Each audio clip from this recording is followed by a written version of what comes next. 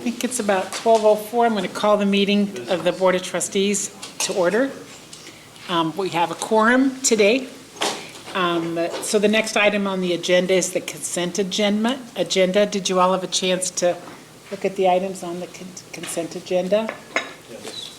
Are there any questions or comments? I'll make the motion to approve. Is there a second? Second. All those in favor? Aye. Opposed? Dr. Devine may not be here. Is she coming, Kyle? She's not, but Nicole is. Oh, great. Well, hi, Dr. Devine. For today, yes. So we held medical staff meeting on April 14th, and Sam Arnson with PT came and requested a standing order for wound cultures for patients that they see over there. So there was a discussion on that, and Sam and Kim will work together on that process moving forward. Laura reviewed the measures for ACO through March of 26. Carrie Sonderman provided an education on preferences for pelvic ultrasounds for the providers. I reported that the admission communication policy was updated to reflect our current providers that are offering inpatient services. Our death record form was included in the packet, and we just talked through some revisions to that, and the medical staff approved those revisions. Lindsay Kinney with mental health talked about or educated on consults in Epic, and she discussed 3 different group therapies that they were starting up again, and noted that Shelby Johnson would be coming back in early May. I believe Kyle shared that we recently were named top 20 critical access hospitals for quality. Christy noted it's budget season again, and also discussed the MAC office and some changes to that space with adding a full-time director and a prior auth and scheduler. Christy reviewed financials through February of 26. The providers completed initial appointments, reappointments, and additional privileges and withdrawals. Claire Cron reviewed some ENT requests that Dr. Sherrod had passed along with the medical staff. Dr. Devine noted that we are having an education on care of patients with an LVAD on May 19th, and Dr. Brian Anderson discussed interest in providing nursing home rounds by our providers. And that was it. Thank you. Yeah. Any questions or comments? Okay, we'll move on to quality improvement. Laura? Okay, we had 16 departments that reported at the March 11th QI meeting with the following highlights. Surgery reported 0 post-op sepsis. Pharmacy reported 0 adverse drug events. Purchasing reported 100% of recalls had appropriate assessment and follow-up. ACO data is looking very positive. Maintenance reported 100% compliance with regulatory guidelines. The business office reported an overall improvement in both hospital and professional timeliness of billing from last fiscal year, and HR reported a new hire onboarding satisfaction rate of 4.5 on a scale of 5. And that is all I have. Sounds good.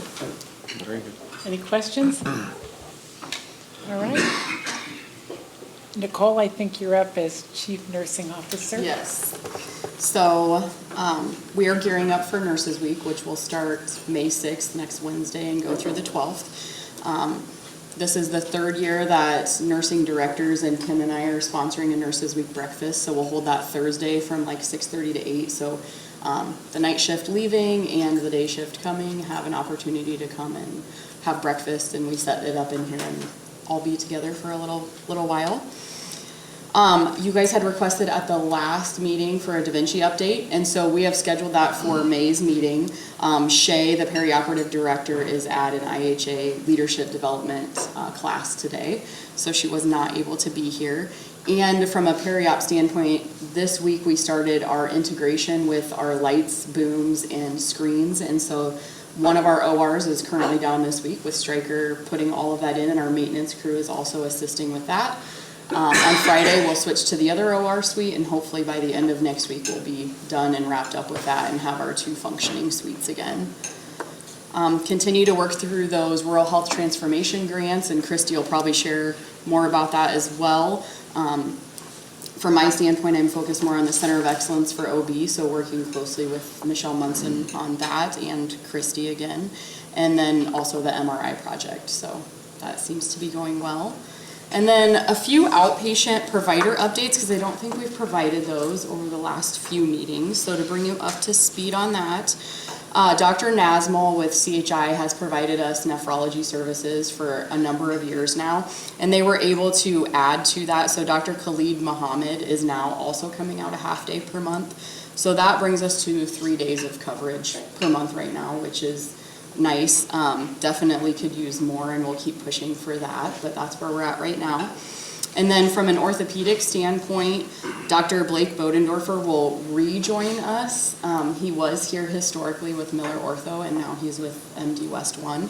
So he will onboard late May, and that brings that program to a pretty robust place like we had a number of years ago, like in 2022 timeframe. So we'll have sports med, hip and knee, hand and wrist, foot and ankle, and shoulder and elbow.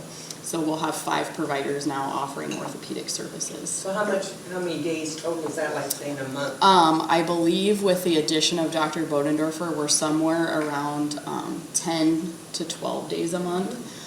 They do have some APPs that they work with, and we're looking at that too. They may come out and provide some services, even without the provider, just for that follow-up care and things like that. Will they be doing the replacements then of all those joints here?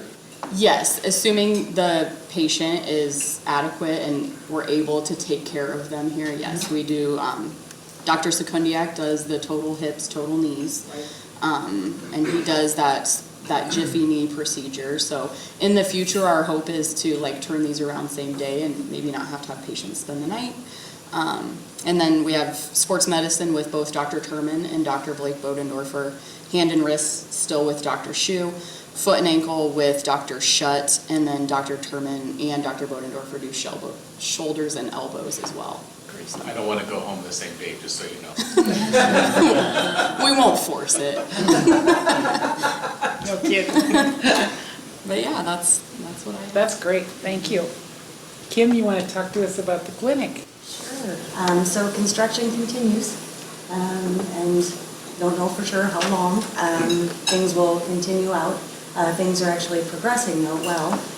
Carpets down, all the flooring in the exam rooms, all the casework and everything is done. It's just a beautiful space. Just a few things that need to happen yet, but we have added on an exam room within that main level, and then just kind of expanded the nurse work area to make it flow a little bit easier and a little more efficient. So it'll be nice when it's all done and we get to move back in. The other thing, just wanted to give you guys a reminder that May is Mental Health Month, and on May 14th from 5 to 6:30 at Pioneer Park will be the annual walk that is put on with our mental health department. They will have food trucks available, and then different tables with all the information as the walk progresses around the park. So it'll be a good time for food and hopefully a nice weather. So Great. I don't know what you're going to do without the sound of power tools. I don't know. She'll hear the MRI project when it Oh, comes okay. up. Yeah, it's close enough. Jill, you want to talk to us about human resources? Yes, so in addition to the top 20 quality award, Center of Medicare and Medicaid Services recently awarded Myrtue their 5-star patient experience award. So we'll have a press release go out this week. So you'll see information about that. Earlier this year, so January 1st, Myrtue had introduced a new benefit for staff called a paid parental leave benefit.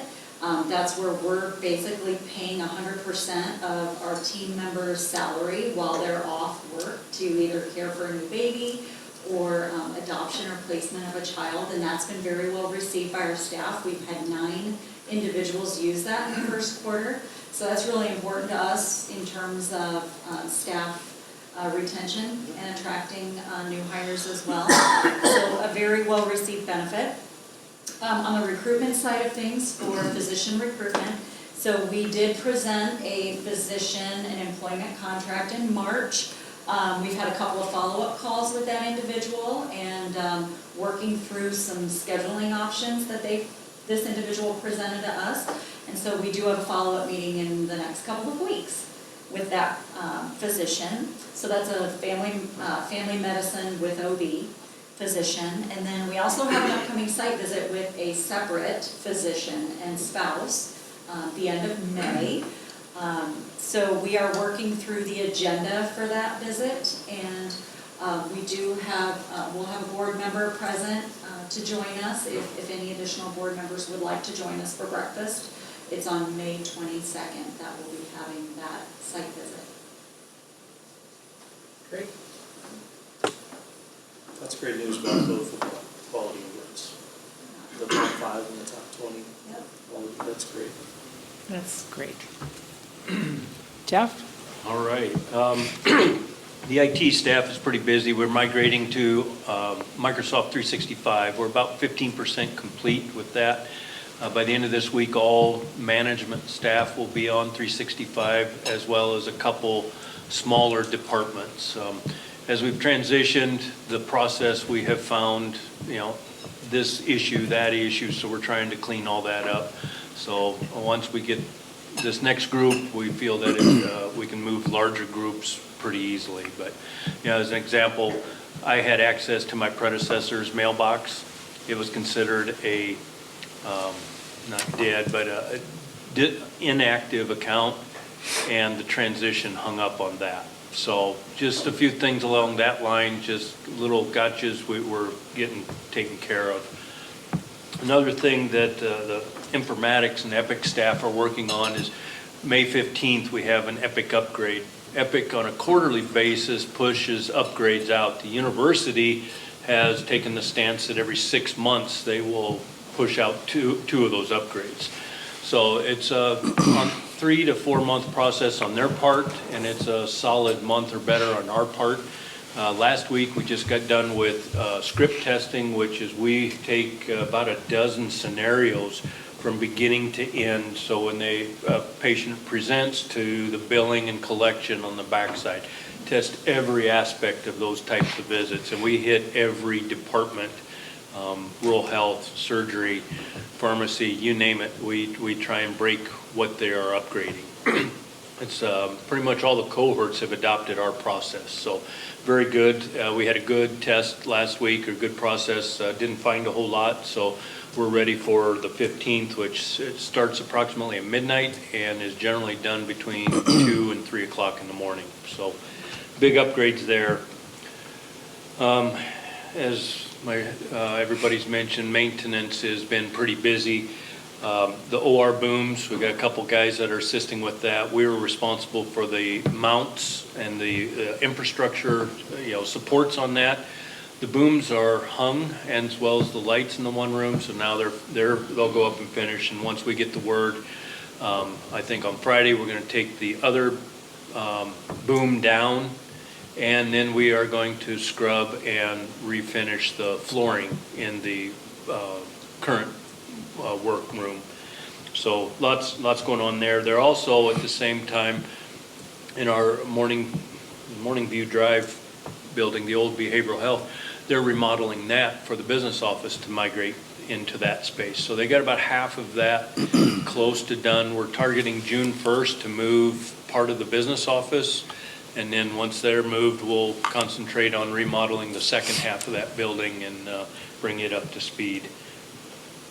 Also this week, the outpatient specialty clinic, the cardiac rehab space, we're moving staff today into that area, and they will start seeing patients on Monday. Primarily ortho, this is what, the 5th week of the month, so they are on a limited schedule this month. So it's a great time to move. We're not affecting many people. So when the new providers come in Monday, they're in a new space, and everything will be ready for them there. Inpatient continues.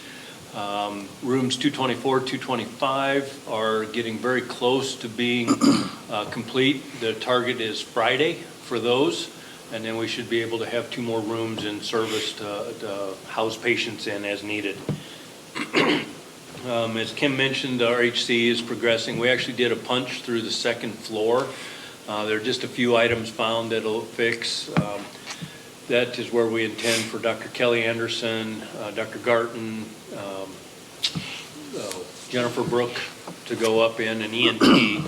But we got a couple other changes we have in mind, and if we move forward with them, we don't want them to deal with construction. So they'll hold off a little bit on them migrating until we have a definite idea of what we're gonna do.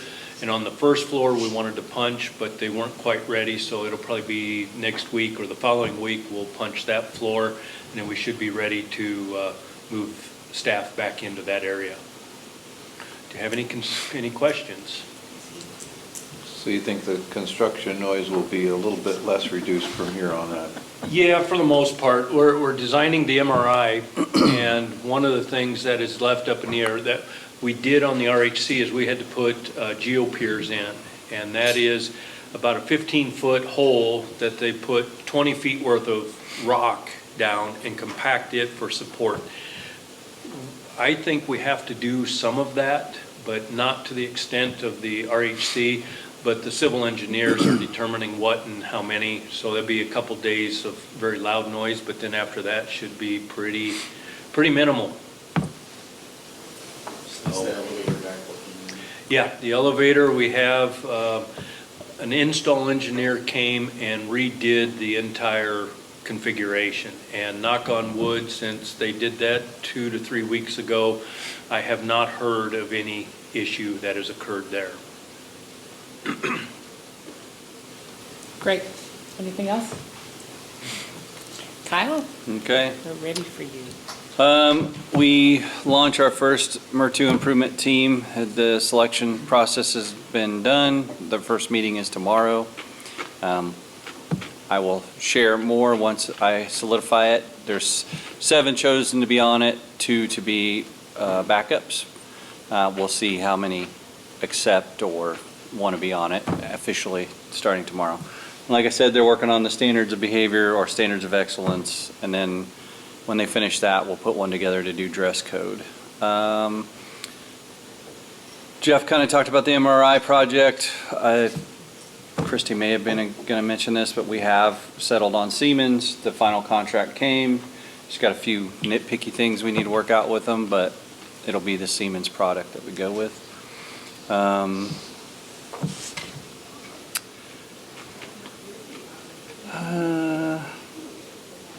Jill already mentioned the contract. I do want to mention, we all know Mike had to resign from the board. I had a couple of questions in that regard. We need to start putting together a potential list, so if people could email Ruth maybe, the people that we potentially might want to contact to be on the board, that would be good. Also, he's going to be replaced on all the subcommittees, so I don't know what your normal process is for that, but any subcommittees he's on, we'll need to replace him. And speaking of subcommittees, we really need to have a building and grounds meeting. We haven't had one since I've been here. I know we sent out invites. We really need to get one scheduled because there's some construction stuff I need to share outside. So we've lost dermatology, as we've talked about, as a specialist, but we are going to try and partner with another local hospital to perhaps hire one of our own. The thought being that if we pay 2/3 of a normal salary and they pay 2/3 of a normal salary, we would be able to entice somebody with a larger pay range to get them to come out and service both hospitals. The idea is, if that works, that we'd probably look to expand that process and maybe look at other specialists we could possibly hire and share with other facilities in a joint effort. So that's kind of looking at that. And I hate to admit it, but I can't read what I wrote here, so.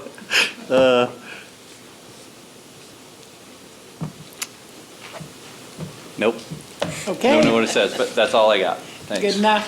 Yep. Good enough. Thank you. Any questions for Kyle? All righty, Christy?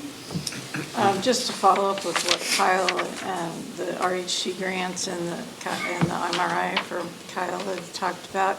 So all of the first round of reporting requirements and everything has been fulfilled and accepted with HHS, so we're on target then for next quarter. Basically, we sit here until next quarter. If we spend any of like the Center of Excellence money, we would request that reimbursement monthly. So we'll go through that process once we spend some of it and see how that works.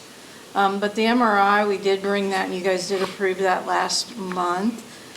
We did get the cost of the MRI down $50,000 for the MRI, so it's at $1,448,000.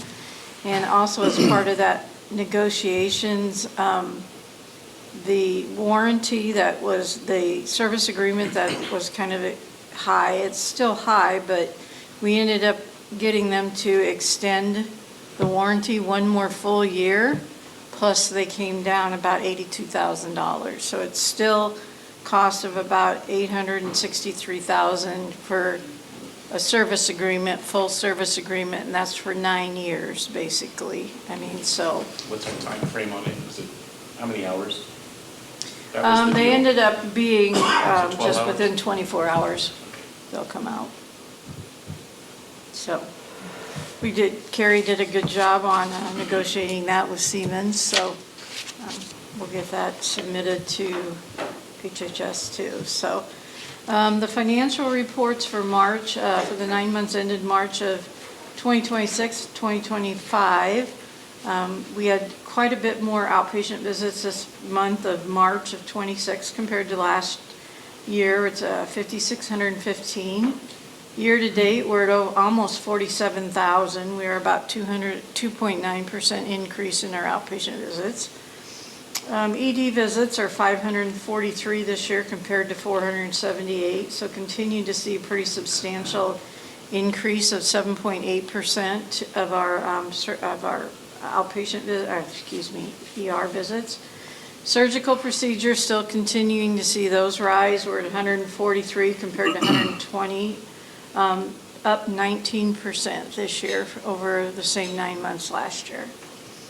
Rural health and mental health visits, we are combining them now because it is all rural health clinic at this point. And I did the community support services and the B3 services that were actually part of mental health are included in that number too. I didn't know that we really wanted to separate those out separately.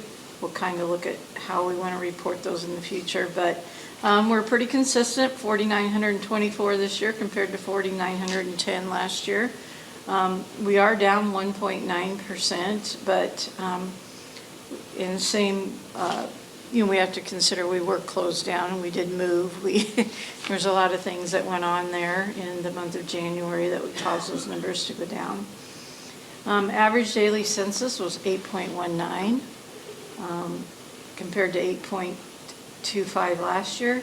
Year to date, we're at 7.18 patients per day compared to 7.42, so we're down about 3.2%. Births, we had 9 compared to 10 last year. We're at 84 this year compared to 86 last year. Our net operating revenue is $5.8 million. Our net operating expenses were $5.6. And then our non-operating net is a negative $80,000. Not the best month for the year in the market this year, this month, but we're still at a profit of $165,000 for the month compared to a $335,000 loss last March. So still coming out farther ahead. You can see the year-to-date numbers there. From all sources, we're at $4.3 million this year compared to $3.2 million last year, about a 31% increase. If we do, so we're still doing the comparison, so I did go ahead and change that RHC and mental health visits and combine those. But you can see there, our outpatient visits have continued to grow, our ER visits are growing, our surgical procedures are growing. We're staying pretty consistent there in the RHC and mental health services. Had some staffing, we're going to be fully staffed here shortly, so we'll see a lot of those come back up. Average daily census as industry has occurred throughout the years. We are staying pretty consistent, just around seven patients per day. We have our ups and our downs, but births, as you can see there, our investment in our OBGYN and our OBGYN outreach services is paying off. We've been from 70 to 59, 86 to 84, so continuing to see that grow. And our net operating revenue and expenses continue to grow, but thank goodness our net operating expenses have been staying lower, are increasing less than our operating revenues, so we are continuing to see an increase in our operating gains. Net non-operating has gone down, and we knew that would happen because of our investments, and we don't have as much debt then, but so you can see there our net income from all sources has gone from $2 million in 2023 to $4.3 million in 2026. Any questions on the financial reports? If you want to approve those now. Yeah, so I'll entertain a motion to approve the March 2026 financial statements. I'll move the approval of the financial. Is there a second? Second it. All those in favor? Aye. Opposed? Okay.